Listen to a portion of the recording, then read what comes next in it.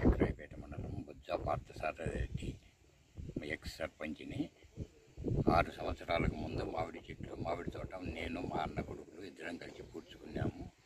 15 రోజులకు ముందు మా అన్న కొడుకులు నాయి కలిపి 105 చెట్లు నరికినారు.